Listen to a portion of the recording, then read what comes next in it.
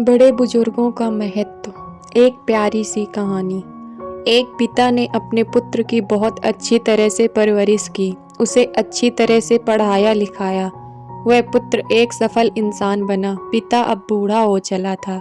एक दिन पिता को पुत्र से मिलने की इच्छा हुई और वो पुत्र से मिलने उसके ऑफिस में गया। वहाँ उसने देखा कि उसका पुत्र एक शानदार ऑफिस का अधिकारी बना हुआ है। उसके ऑफिस में सैकड़ों कर्मचारी उसके अंडर कार्य कर रहे हैं। ये सब देखकर पिता का सीना गर्व से फूल गया। वो चुपके से उसके चेम्बर में पीछे से जाकर उसके कंधे पर हाथ रखकर खड़ा हो गया और प्यार से अपने पुत्र से पूछा, इस दुनिया का सबसे शक्तिशाली इंसान कौन है? पुत्र ने पिता को बड़े प्यार से हंसते हुए कहा, मेरे अलावा कौन हो सकता है?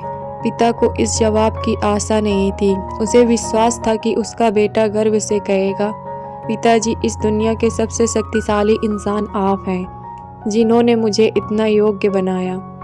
उनकी आंखें छलछला आईं। वो चेम्बर के गेट को खोलकर बाहर निकलने लगे। उन्होंने एक बार पीछे मुड़कर पुनः बेटे से पूछा, एक बार फिर से बताओ, इस दुनिया का सबसे शक्तिशाली इंसान कौन है? पुत्र ने इस बार कहा, पिताजी, आप हैं इस दुनिया के सबसे शक्तिशाली इंसान।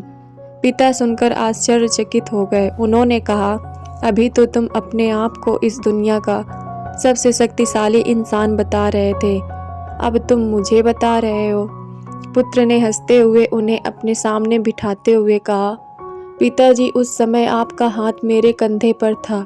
जिस पुत्र के कंधे या सिर पर पिता का हाथ हो, वो पुत्र तो दुनिया का सबसे शक्तिशाली इंसान ही होगा। सच है, जिसके कंधे पर या सिर पर पिता का हाथ होता है, वो दुनिया का सबसे शक्तिशाली इंसान होता है।